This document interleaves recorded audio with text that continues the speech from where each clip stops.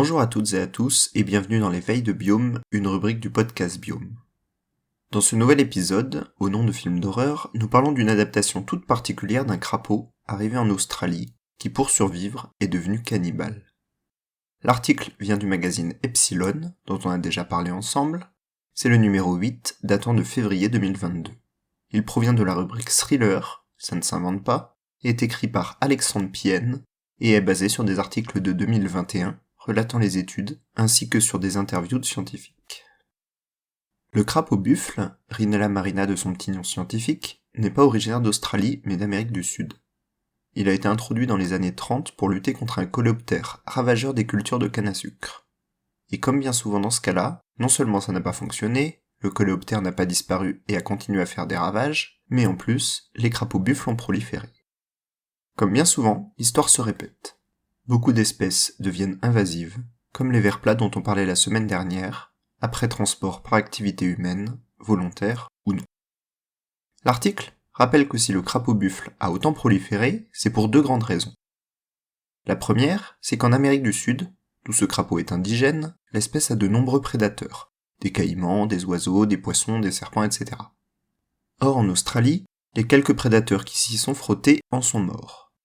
La raison, ce crapaud sécrète sur sa peau une toxine, la buffotoxine, qui peut tuer en moins d'1 minute un varan qui tenterait de le goûter.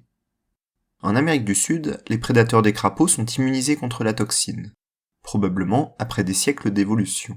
Mais en Australie, aucun prédateur potentiel ne l'est. Et la deuxième raison de sa forte prolifération, c'est la capacité reproductive très importante de l'espèce, produisant jusqu'à 35 000 œufs à chaque ponte. Si le crapaud adulte est carnivore, les têtards, à l'origine, sont principalement herbivores, se nourrissant d'algues et de plantes aquatiques. Mais étant donné le nombre très important d'individus que comptent ces populations de têtards, cette source de nourriture est devenue trop réduite. Et les têtards ne sont que peu mobiles, confinés dans leur mare ou leur flaque d'eau, voire pas du tout pendant leurs 2 premiers jours après éclosion. Les chercheurs ont alors montré un phénomène inédit chez cette espèce, vous me voyez venir, du cannibalisme. En effet, les petits têtards, après quelques jours de développement, se jettent sur les derniers nés, pendant les quelques heures durant lesquelles ces derniers ne peuvent ni fuir ni se cacher. Et comme ils n'ont pas de dents ou de moyens pour les croquer, ils les sucent directement à la sortie de l'œuf.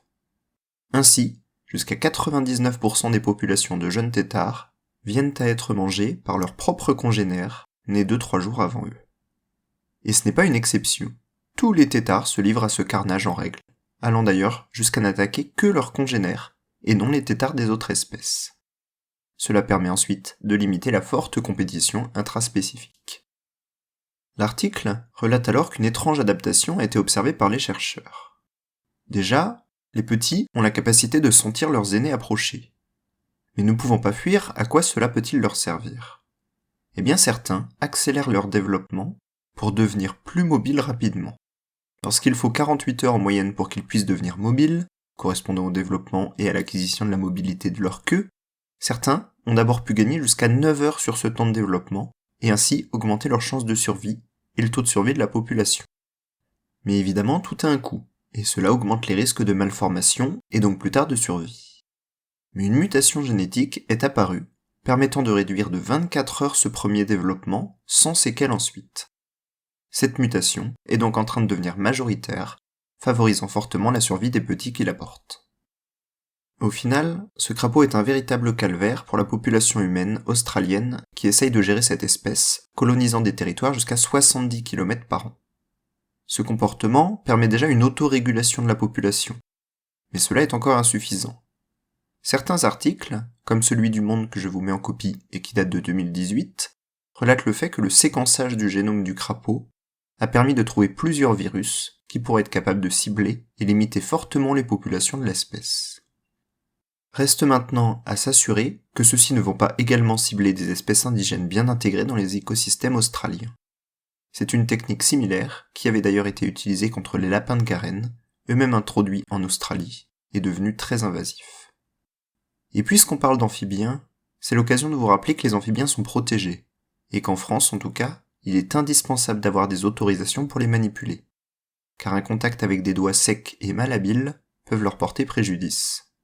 N'essayez donc pas d'attraper grenouilles, crapauds ou tritons, même pour les observer, les montrer à des enfants ou les déplacer.